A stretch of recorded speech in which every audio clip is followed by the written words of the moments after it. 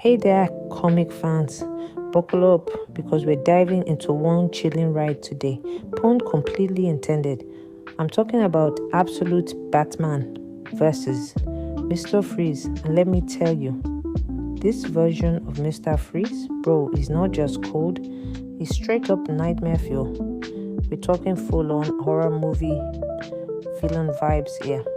If you're used to the tragic, sympathetic Victor Freeze who just wants to save his wife, yeah, throw that out the window. This dude is built different. So let's jump right in because there's a lot to unpack. We start off right where the last issue left us. Batman is down bad. Mr. Freeze has got the upper hand and is not wasting any time. He drags Bruce Wayne himself, to his twisted little Arctic playhouse, a nightmare of a lab where everything is eyes, dirt, and creepy experiments. You'd think Freeze was filming his own version of the thing in here. And then we see it, frozen bodies. Not just any bodies, by the way. These are Gotham's elite. The rich, the powerful, the kind of people who show up at charity galas, wearing sunglasses indoors. All frozen solid, standing like eerie statues. It's like someone crossed Batman with Resident Evil, and I'm here for it. Mr. Freeze, in true aura, villain fashion, straps Bruce into one of these creepy cryopods. His plan? Freeze Batman solid and turn him into his own personal ice zombie. I wish I was joking. This man really said, you know what would be a great idea? Turning the world's greatest detective into my undead popsicle sidekick. But of course, this is Batman we're talking about. You can't just put the bat on ice and call it a day. As Bruce begins to slowly freeze, we get this amazing sequence of flashbacks. And here's where things take a turn, because in this absolute universe, everything is flipped. Get this, Bruce isn't flashing back to fights with his villains. Nope. He's remembering conversations with Waylon Jones. You might know him better as Killer Croc, but not here in this universe. Waylon is Bruce's friend, yeah. Not a sewer-dwelling monster, not a goon for hire, but an actual confidant. It's kind of touching actually, and a little weird, but mostly touching. Waylon's basically his moral compass, and the memory we see, it's an argument, a hated one. Waylon's calling Bruce out on his self-destructive behavior, and it hits hard. He tells Bruce, you're acting just like Matches Malone. And for those who don't know, Matches Malone is usually one of Bruce's undercover personas. But in this universe, Matches was a real guy, a friend, someone who also tried to play hero and died because of it. Waylon sees Bruce going down the same path, reckless, suicidal, trying to prove some grand point at the expense of his own life. And Waylon, in this moment, isn't being soft about it. He's saying, you're not helping anyone if you're dead.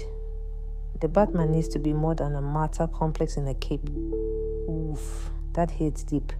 While all this emotional weight is crashing down on us, Bruce is still freezing. His skin's turning blue. His breath's fogging up the glass, and you can tell he's seconds from becoming a Batman-flavored popsicle. And it's these memories, these words from Waylon that push him. He fights, he claws, he breaks the restraints, and just before his brain shuts down from hypothermia, Bruce smashes out of the cryo chamber in one of the coolest, no pun intended, okay, maybe a little, scenes in the issue. What comes next is a brutal, bone-cracking, desperate showdown between Batman and Mr. Freeze. But this isn't your usual Gotham rooftop scuffle. This is Batman, still weak from freezing, going up against a fully powered Freeze in his own domain. Freeze is confident, arrogant, and worst of all, prepared. When Bruce charges at him, Freeze hits a button and summons the ice zombies. And no, I'm not exaggerating. These poor Gotham elites, the ones we saw frozen earlier, yeah, Freeze had lied to them, told them he could prolong their lives, make them immortal. But his science wasn't about saving lives, it was about owning them, controlling them. And now they're back, soulless, mindless, frozen meat puppets that obey his every command. Imagine a bunch of zombified CEOs and politicians in tuxedos shuffling toward Batman with frostbitten fingers. It's as terrifying as it sounds. Batman does what he can. He punches, he kicks, he throws whatever tech he's got left. But let's be real, he's outnumbered, he's weak, and his opponents literally don't feel pain. This is the moment that defines the issue. Because for the first time, Bruce remembers what Waylon told him. You don't need to die to be Batman. You need to live. You need to be more, inspire, survive. And that shift, that decision to survive, that's what saves him. Instead of going down in a blaze of frozen glory, Batman does something we don't always see from him. He retreats, not out of fear, but out of strategy. He escapes, he lives, and for once that's the win. Just when you think it's over, and we're getting that classic Batman brooding on a rooftop closer, the issue throws him one last punch to the gut. Bruce tries to call Waylon to tell him what happened, to thank him, maybe even to say, you were right, but no answer.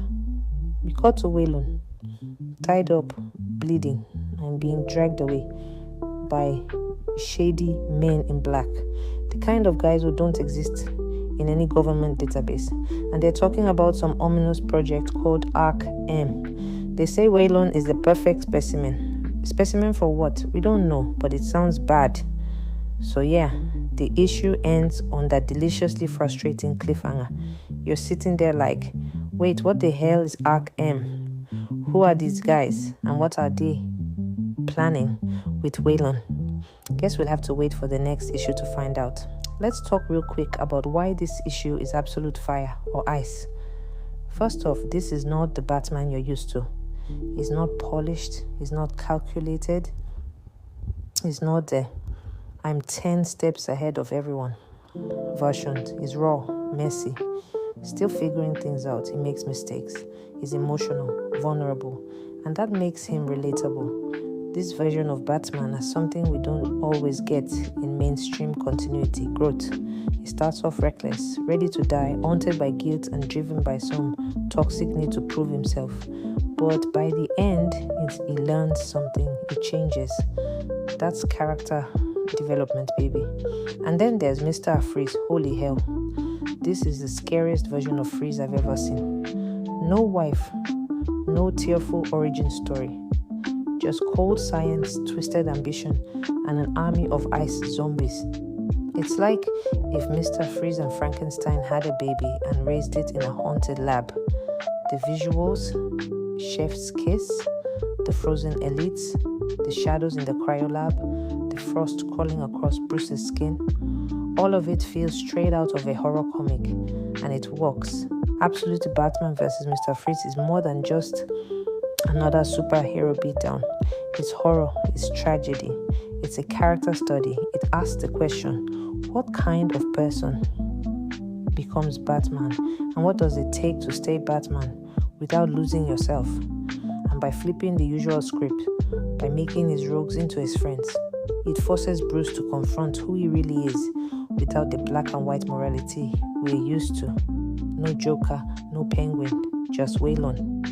Just a friend who wants him to live. It's emotional, it's dark, it's Batman. So that's it from me today, folks.